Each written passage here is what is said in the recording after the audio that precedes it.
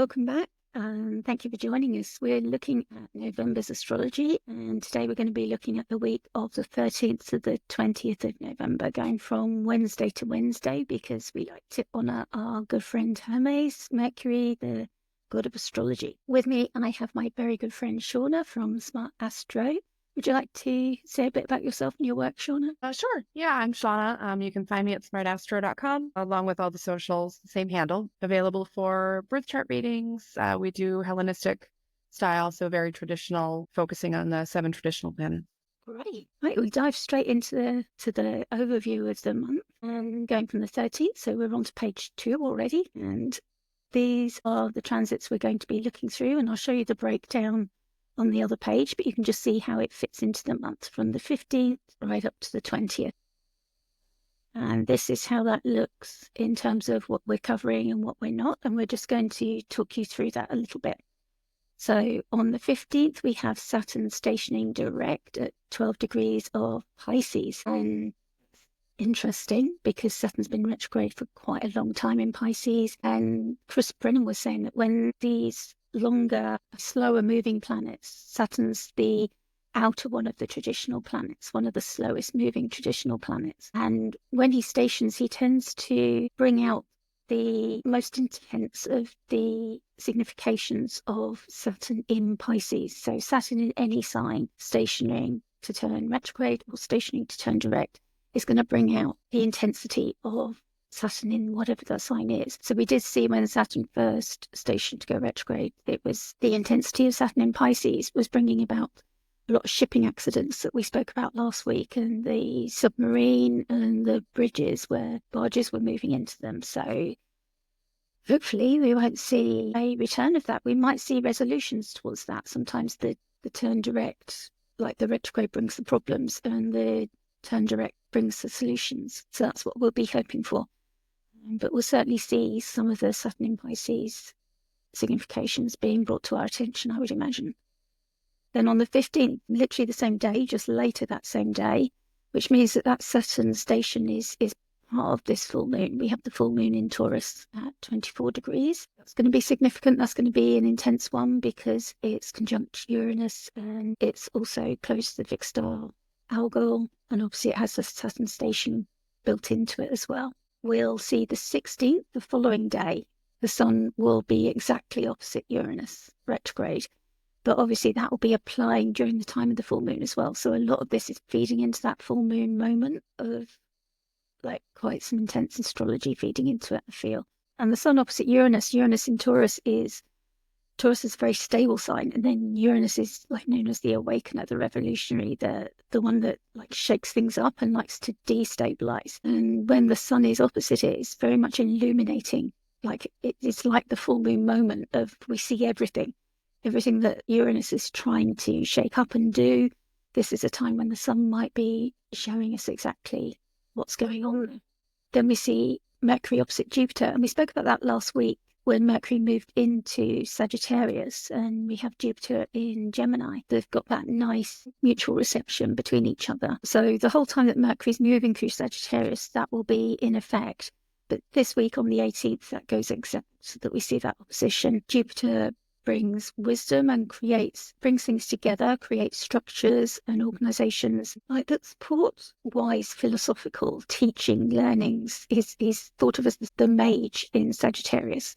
And then Mercury is communicating that to us. Mercury is about our thoughts and the way that we communicate to other people, and the way that how we understand what people say to us. So you could have a conversation with 4 people, and 2 people can take away or hear something different to what the third person hears. And that can be about where our individual Mercuries are and how we hear and take in information. So this could be about how that Jupiter in Gemini information, how that information is getting out to us, and also how Mercury is sharing it with us. Then on the 18th, we've also got the sun trining Neptune, who's retrograding Pisces. So Saturn and Neptune aren't together yet, but they will be soon. The sun trining Neptune is interesting because whenever the sun trines an outer, it's an indication that they're going to be changing direction soon. So that shows also, it's an indication to me to check when Neptune's due to change direction. Neptune will indeed change direction on the 7th of December. and start moving direct as well. And so we'll have both Saturn and Neptune by the time we get past the 7th of December, both turning direct in Pisces and moving towards Aries for 2025. And then the finale of the week is the big one that we've been waiting for. We've been talking about it since I literally became an astrologer, since I started learning about astrology, is Pluto entering Aquarius. So he's gone in and out. Pluto's been in Capricorn since 2008. Then he first entered Aquarius in March 2023. He retrograded back. He re-entered in June 2023 and January 2024 as well. And now this is the final entrance where future retrogrades will all be within Aquarius. From now on, for the next 20 years, is staying within Aquarius. So this is probably like the transit of the year, I would say, or even the last few years has been the biggest one that we've been talking about consistently. Shawna, what are you making of this week? What are your thoughts as I've gone through that? Yeah, well, I mean, Pluto hits Aquarius. It's every almost 250 years. So it's been a while. I think it's close to about 240, 248 or something like that before it enters a sign completely. And we've been waffling and jumping, playing jump rope with Capricorn Aquarius now for 18 months or so. And it's time. It's time. We need some fresh things to happen. We need some more positive, forward-moving changes. And I'm hoping it brings some really exciting things, but exciting and scary can go hand in hand. So I think, caution is a good word. Caution just meaning, thinking thoughtfully about that process and how to move forward. That was a wonderful reminder too, when the sun is trining one of the outers, that one of them is going to change direction. I forget that sometimes. So that's a really great reminder. Yeah, it's a great reminder. And then, we've got Saturn stationing. So I kind of worked my way back up the list a little bit, but Saturn stationing direct it's going to be good. And we're going to kind of move forward again and maybe not feel quite so stale or stiff. So that'll be a nice change. For me personally, it happens to be moving over my MC. So I'm like, okay, let's stop waffling and get moving here on some things. But yeah, let's do this. You've got this, Shawna. Have you got an idea what that means from when he was previously on your MC? I have not done that deep dive. I need to, but I have not done that deep dive. Yeah, I would have to probably go back and look at the 7.5 year marks and see if I can get those, those quarter spots and get a better idea of how we're going to move forward with that. But I'm looking forward to it. I'm feeling this build up. So yeah, it's good. Okay, so do you want to take us away with Saturn direct? Sure. Saturn is in Pisces, going to station and turn direct at 12 degrees. In this chart, it's in the 12th house, but it's really going to make a difference where it lands in your own chart and how it's transiting for you. When Saturn stations direct, we can look at themes of like spiritual discipline, emotional healing, maybe some idealistic goals, things like that. I was also thinking about how that can bring up like maybe facing long avoided like emotional work too.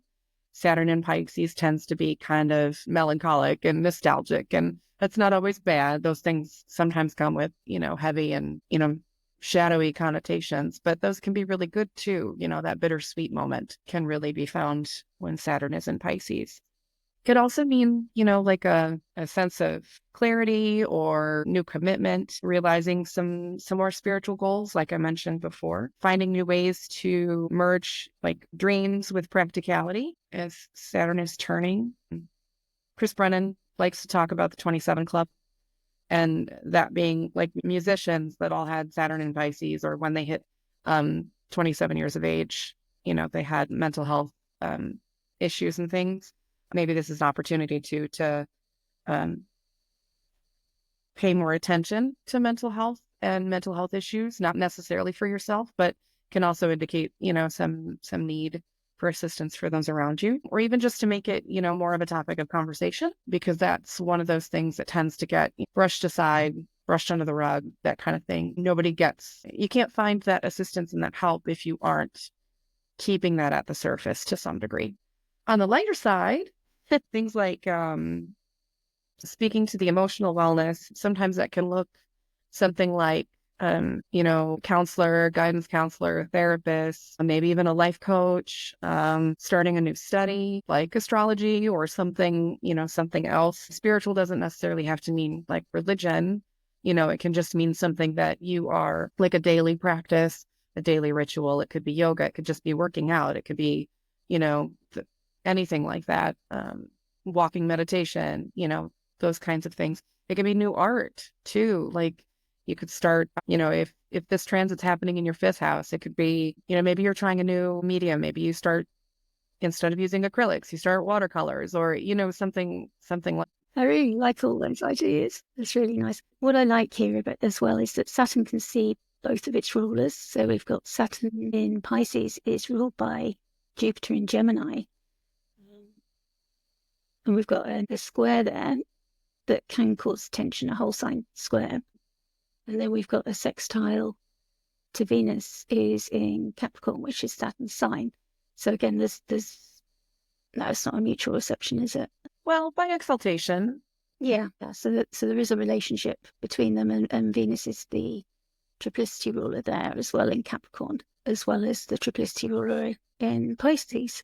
So Saturn's got a lot of support there from Venus. So it feels like a benefic placement to turn direct to have Venus there. I think that might help the significations that flow from this stationing, that this chart tells the story of what's likely to happen and what will flow from it. So I think that's quite helpful.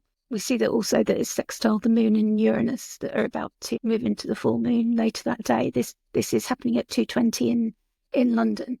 So just 7 hours before the full moon. So it really is a part of the signature of that full moon is that station, because Saturn won't really have moved at all by the time of the full moon. So Uranus may be bringing some surprises through, or some insights as well. Saturn being like an outer planet that can connect us to other worlds and being in another worldly ethereal sign. There are those kind of signatures there. And also it's flowing forth from that square with Mercury. Mercury's moving out of that towards the stationing Saturn, but it's still like close enough that it's degree based at 4 degrees in a 4-degree base square. Usually we just look at 3, but with Saturn stationing, and Mercury's slowing, isn't it, to retrograde, getting towards its greatest.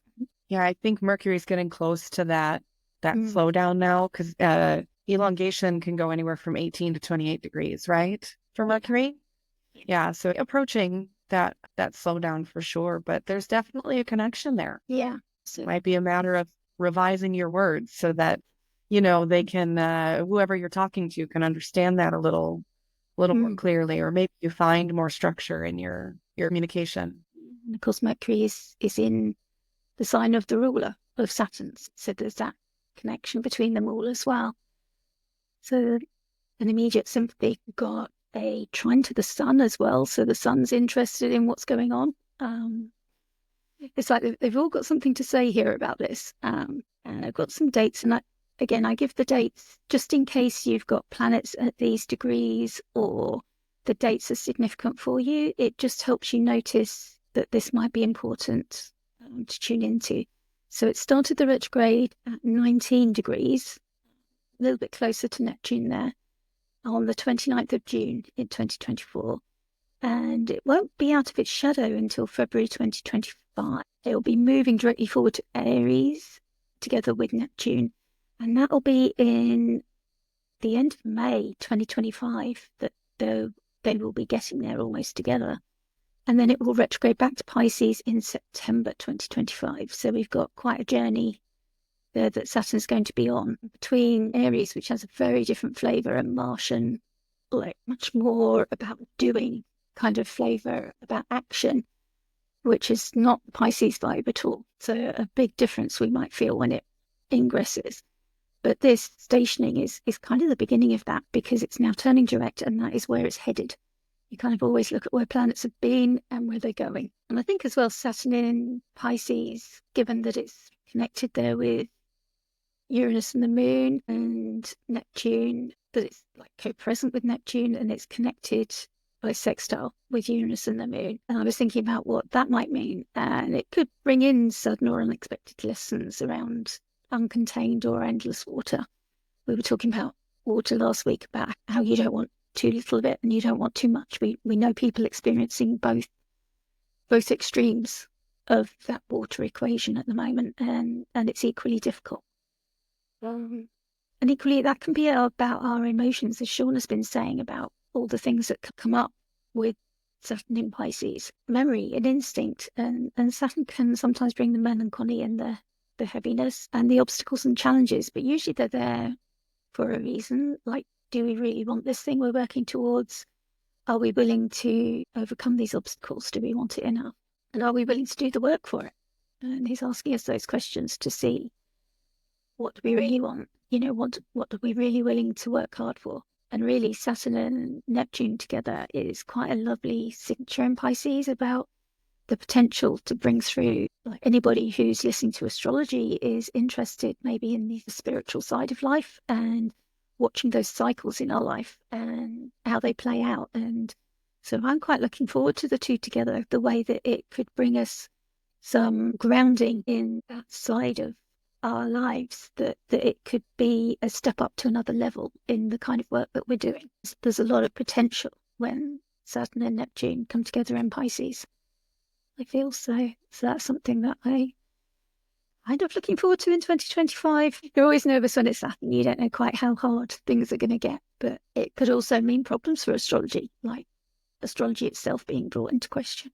That's a potential, or astrology being brought into like a spotlight, or being thrown into confusion, like literally that fog descending over us as astrologers, like not being seen. It's going to be interesting, and obviously this station and this moving forwards is going to be part of that story now coming into sight. I think that actually kind of moves us right into that full moon, doesn't it? Yeah, I feel like it moves us into that full moon, which could be exciting. Do you want to take it away? Well, with this full moon, I mean, what really caught my eye with this one is the fact that it's basically conjunct Uranus, right? You mentioned that it's hovering right there when you were talking about the Saturn contacts, but it's a Taurus full moon. So, the moon is exalted in Taurus. Venus is the ruler. Venus really is a planet that likes harmony and peace and ultimately bringing things together, not necessarily dissolution. So Venus gets a little uncomfortable, very uncomfortable, when things start to change or patterns start to shift, things like that. Venus wants nice, easy flow, but it did make me think, right now people are starting to think about Thanksgiving, and it's a little bit early yet for the timing on this one, but Friendsgivings happen usually right before or right after when we do our Thanksgiving holiday in the States. And actually a friend of ours was talking about her Friendsgiving happening very soon and how she was prepping and cleaning. And that also feels very Venusian, right? Preparing and tidying and the ideas of food and, holiday dressing and, things like that. But it also is definitely a planet of like material comforts, security, preparing resources, things like that. So when it's set in a fixed sign like Taurus, then you're reluctant to want to change, or sometimes, I don't want to fall too much into the stereotype, but it's when you get in that good comfy spot and you worked hard to get there and you can't really envision how changing is going to benefit you yet, is how that feels. But I think this full moon has some excitement around it because Uranus is there. Forgive me, is this also where Jupiter and Uranus had their conjunction earlier this year? 24 Taurus, Jupiter and Uranus. I think so. Not entirely sure. Yeah, I think this is where they had their.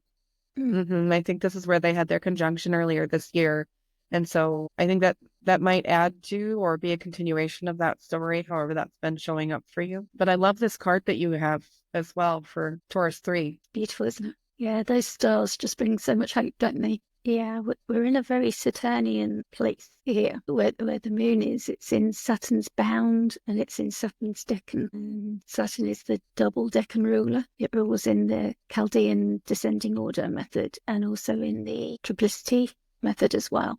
So there is so much Saturn here. If you're a Saturn person, you'll probably feel right at home, but anybody else, it can be a little bit too much, maybe. And equally, Uranus and Saturn don't mix probably particularly well. Saturn is about that steady build of consistency, and Uranus isn't. It's about that sudden change and that change in direction and spark of inspiration. So there is that contradiction going on there.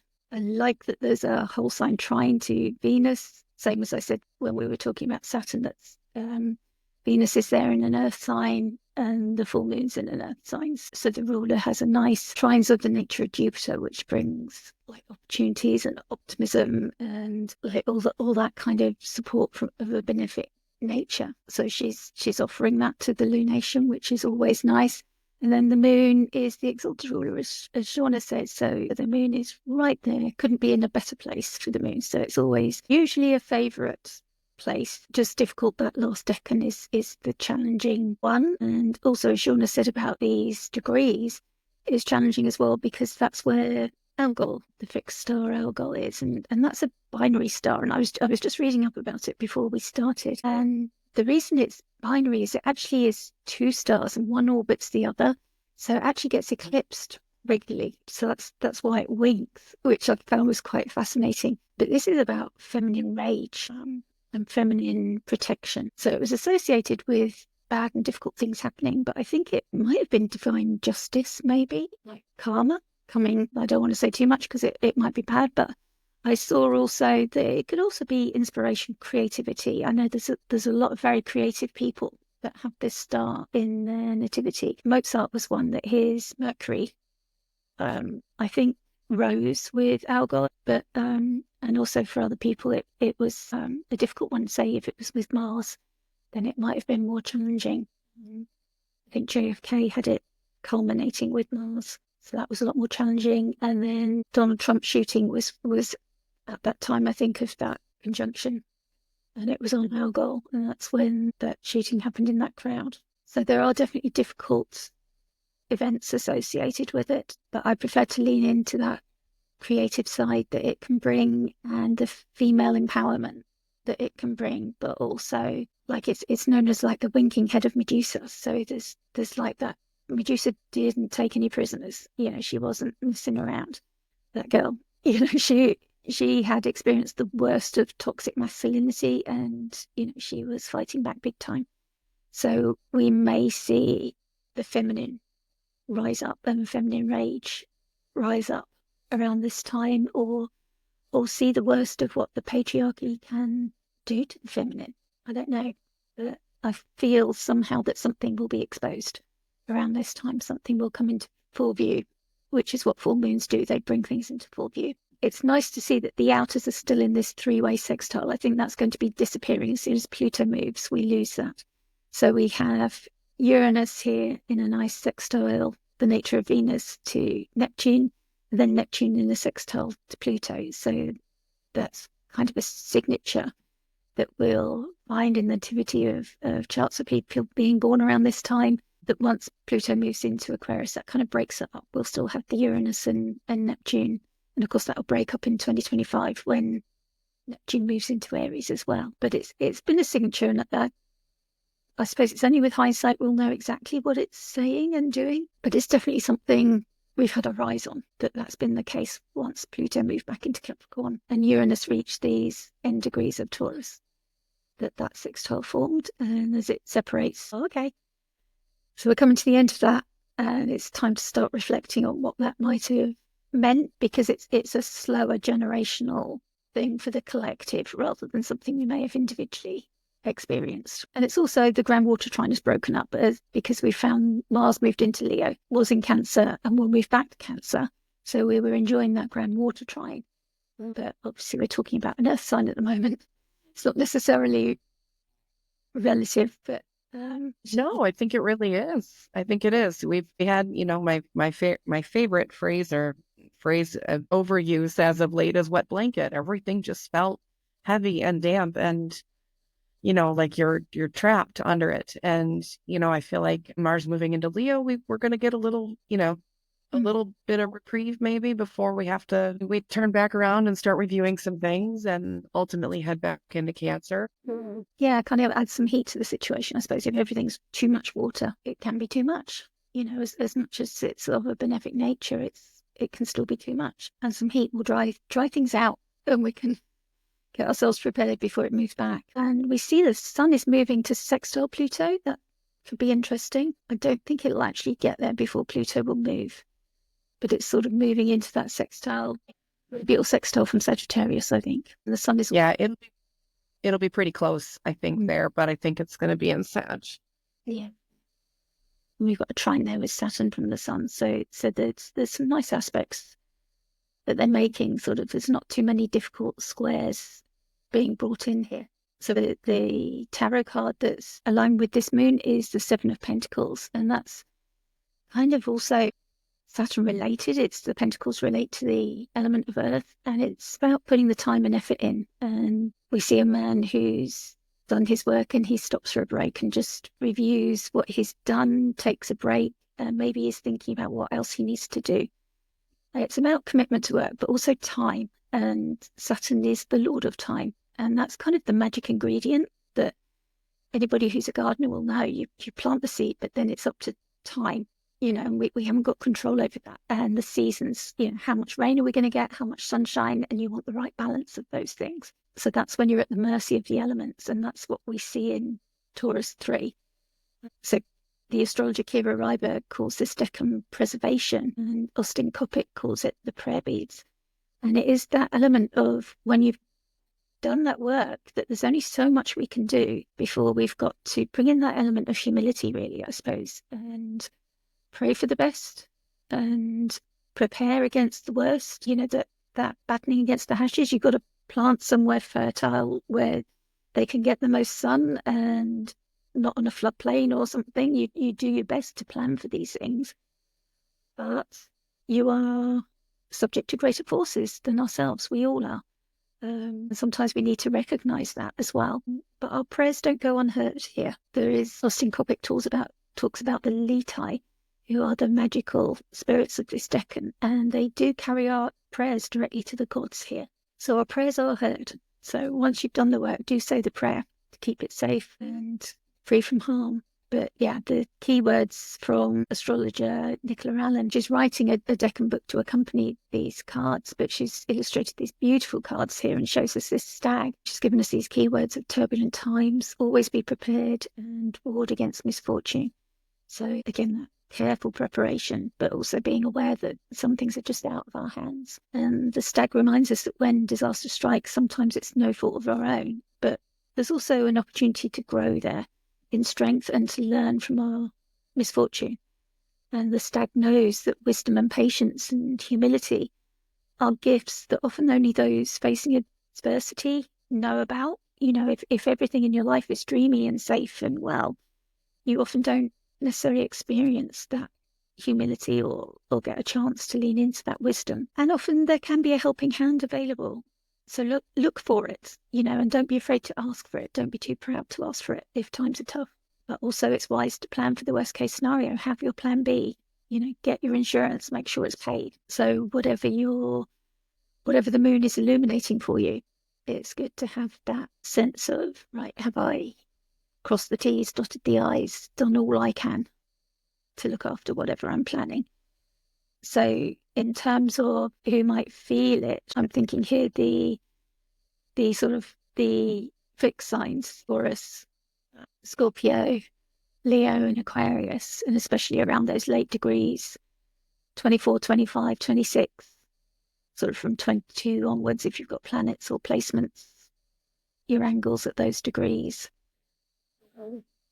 might feel it. But also, like say if Venus was the ruler of your chart, or the moon, so maybe Cancer as well, or Libra may also be impacted. Would you agree with that?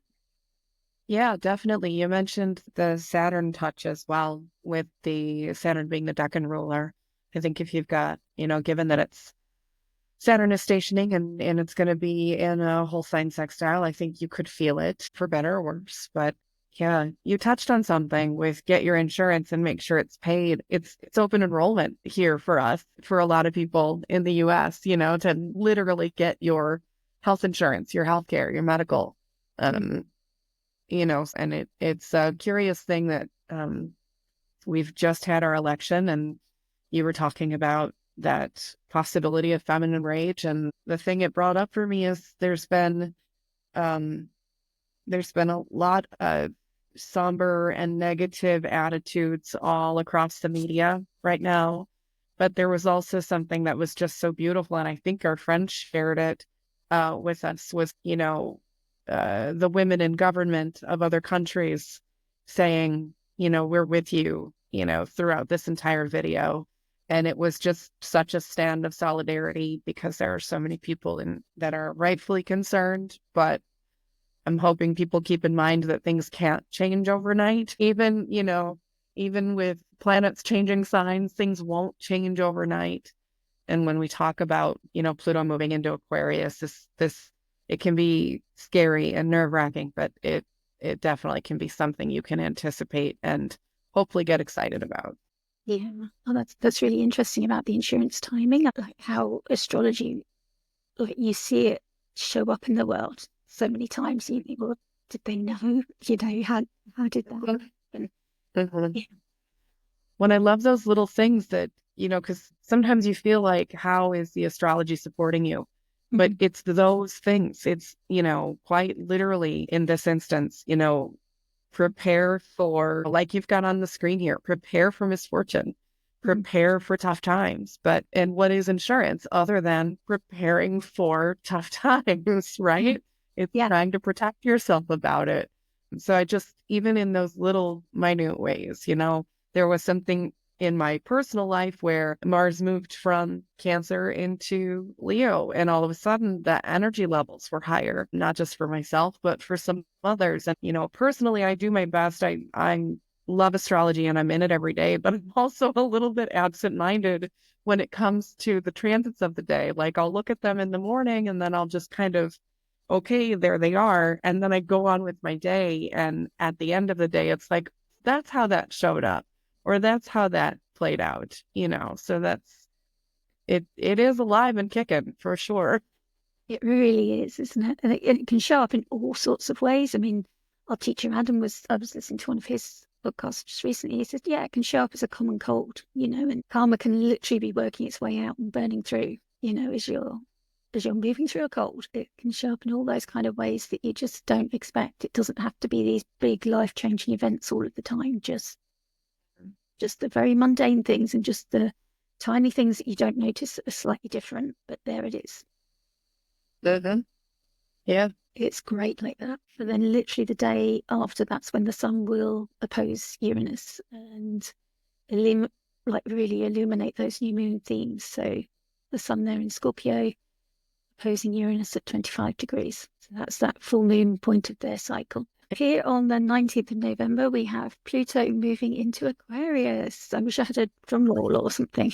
Some effects, it's happening now. And I really, if you can, do advise everybody to reflect on what's happened for you since 2008 while it's been in Capricorn, and see if you can identify what your themes in Capricorn have been, and make a note of them. And then also look at, since March 2023, when it was moving into Aquarius, we've had some introductions to what our themes might be while Pluto's been there. So where's Pluto? There he is at 0000.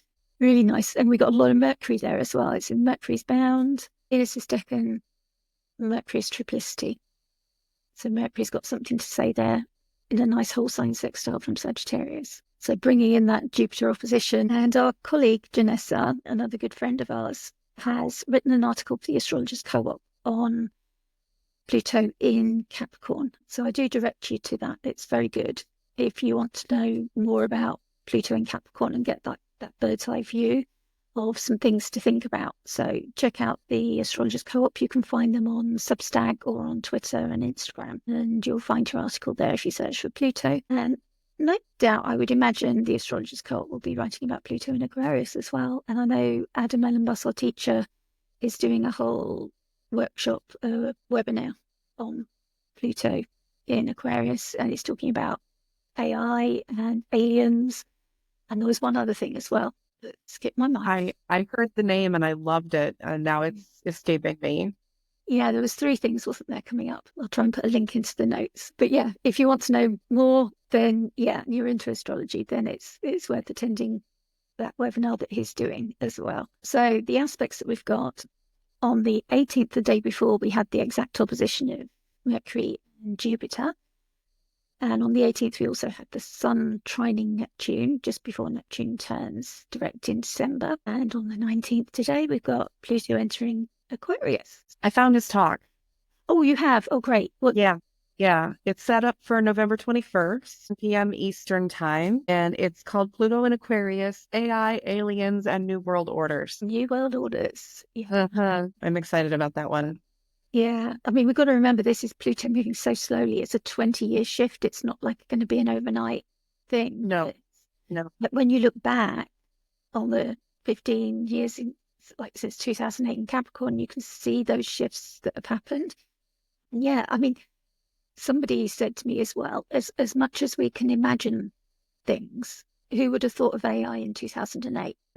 Because it was beyond our conception. I think it will be the same with Pluto in Aquarius, that there will be things as Pluto reaches the end that we cannot even imagine now, that are just beyond our frames of reference, particularly in Aquarius, because it is that sign of ideas and thoughts and conceptions as well. That's quite exciting, but also a little bit scary, because yeah, the concept of AI would just have been unimaginable in 2008. So yeah, that was where my mind was blown. It was like, yeah, that's so right. In these 20 years, we can say what we think it's going to be about now, but I suspect that so much of it will be about things that we just can't even imagine now. Maybe Yeah, no doubt.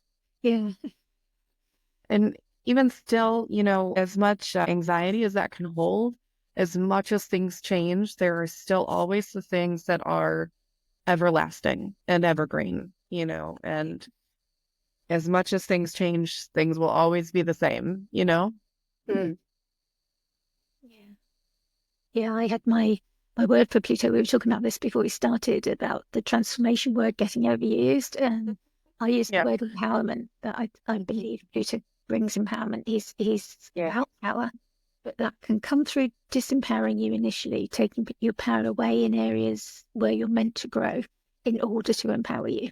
And I experienced that. And I think my first taste of Pluto moving into Aquarius was all about me showing up on camera as an astrologer. It seemed to be that was my first steps into, like, Pluto in Capricorn was about me becoming an astrologer, my studies and everything. But I did notice as it moved into Aquarius that I was meeting that challenge. And I think it was like, are you going to do this or not?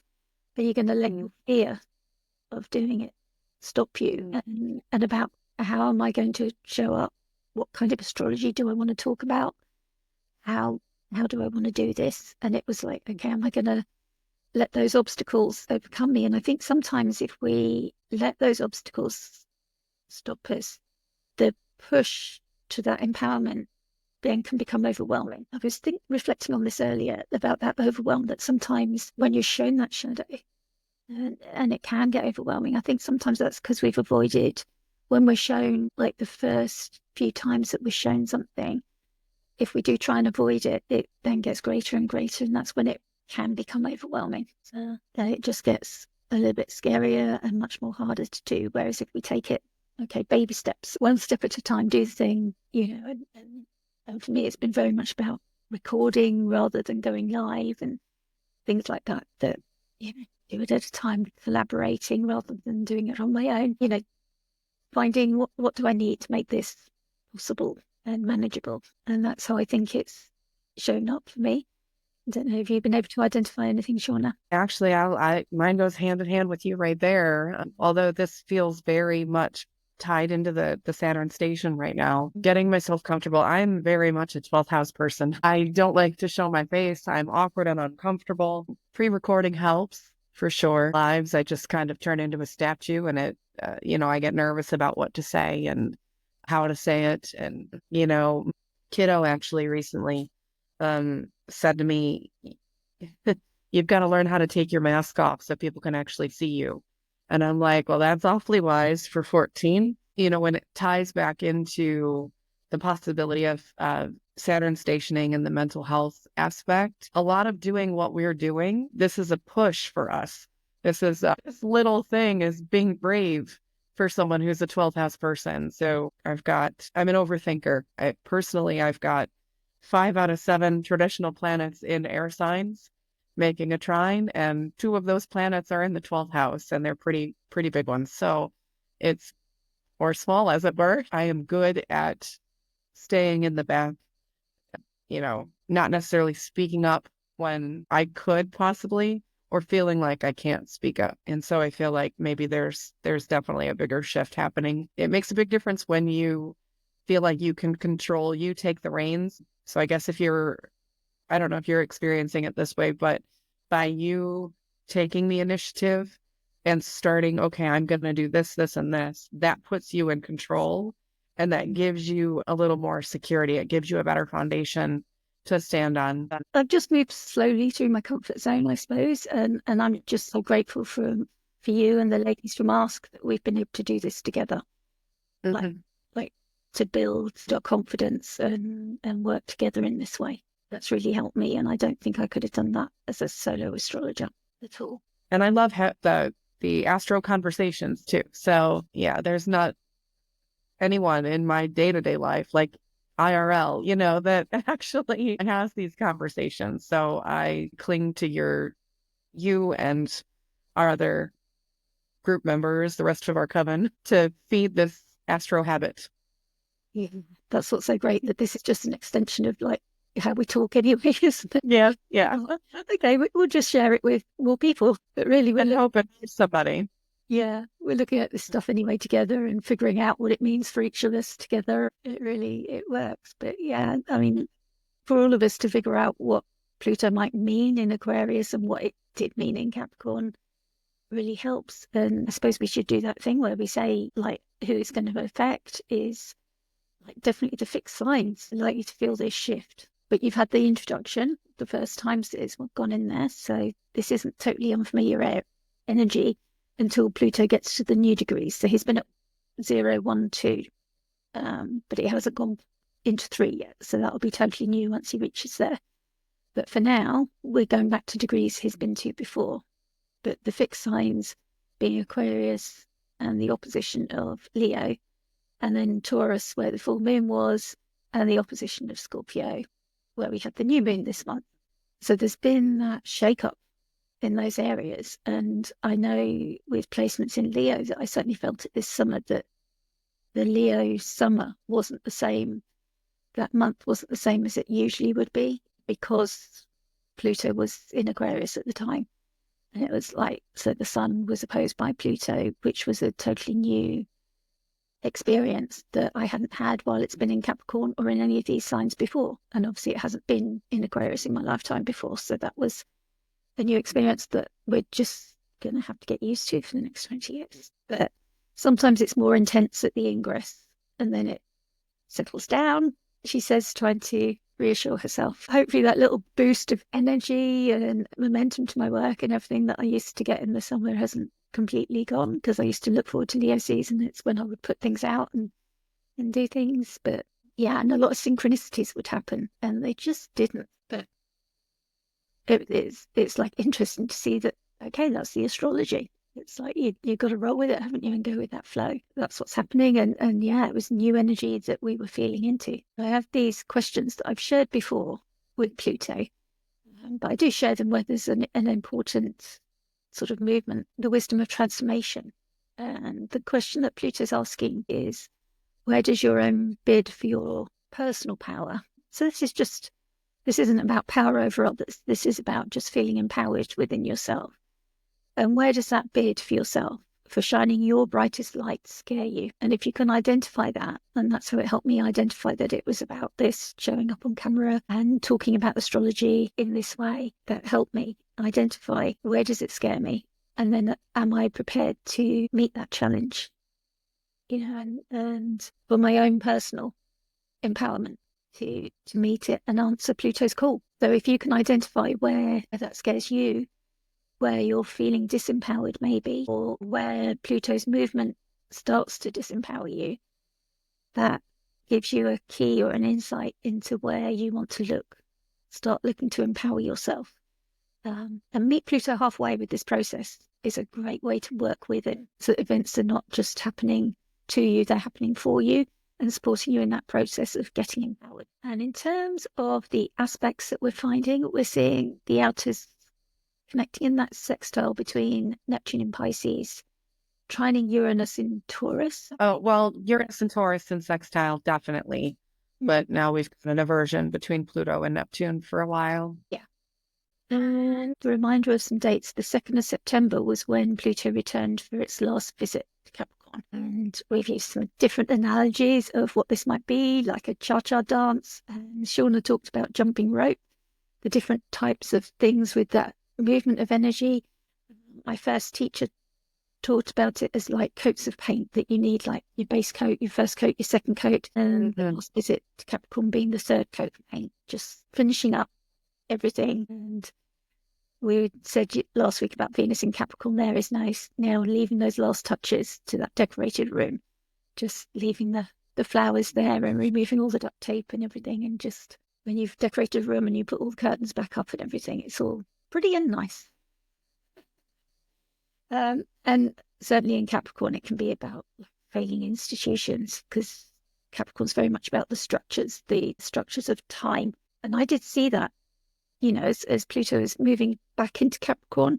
I saw in the news in the UK things like the BBC would come into the news, or the courts, or anything like very old structures that have been with us for a very long time. Some of the government inquiries, there would always be more news, more developments with them. As Pluto moved back into Capricorn again, things would develop on all those stories. So I wonder if there will be a last tying up of those stories before Pluto moves out. The Pluto turn direct, head towards Aquarius on the 11th of October. He'll be there till 2044, I believe. His first ingress to Aquarius was the 23rd of March, 2023. So if you saw some insights as to what your Pluto and Aquarius story might be, these are the dates to watch out for. The second ingress was on the 21st of January, 2024. And now is the third ingress on the 19th of November. His next retrograde will come at 3 degrees of Aquarius, and he'll retrograde back to 1 degree of Aquarius. And that will be on the 4th of May to the 11th of October, 2025. So, shows you too just how slowly Pluto moves. Yeah. We'll only get a couple of degrees in to Aquarius before that retrograde happens again. That retrograde back. Yeah. Mm-hmm. So we literally have the 2 degrees that we've already experienced, 1 new degree, and then he retrogrades back over everything we've already made progress through. And I've already spoken about how he's making new aspects for us to adjust to, which really affects the fixed signs, but also these cardinal signs that have had Pluto in their sign for the last 15 plus years. So that's Capricorn, Aries, Cancer, and Libra will feel the relief, I imagine, of that story being closed for them. However, Pluto has empowered you during that move, whether it was in your sign of Capricorn or opposing your sign of Cancer or squaring your signs of Aries and Libra. That story has now come to a final close. Venus is leaving the flowers for you, but that story is complete. So hopefully you can find a way that you've been empowered during that time. Just with those cardinal signs, that means you're finally going to get the relief from the squares, right? Or the opposition, depending on your placement. You'll have a little bit of reprieve. Maybe you'll see those changes that have been taking place over the last 15 years. 18 years, something like that, finally making that final change into the new, whatever that is. Yeah, absolutely. So hopefully you can look back and feel proud of yourself in terms of how you've grown in that time. Okay, so that's all we've got for you this week. Have a good week, and we'll be back for you next week looking at the 20th to the 27th. I'm Sonia from Celestia Astrology. And Shawna, would you like to just remind people how to find you? Yeah, Instagram, X, Blue Sky, it's all Smart Astro. Threads too, and smartastro.com if you want to schedule a reading. Brilliant, thank you. And if you've enjoyed this or found it useful in any way, please remember to like and subscribe. It really does help us as a small channel to grow, and really does make a difference. So we really appreciate you when you do that, or when you comment and let us know how it's affected you, or of course drop any questions for us. Thank you. Bye-bye.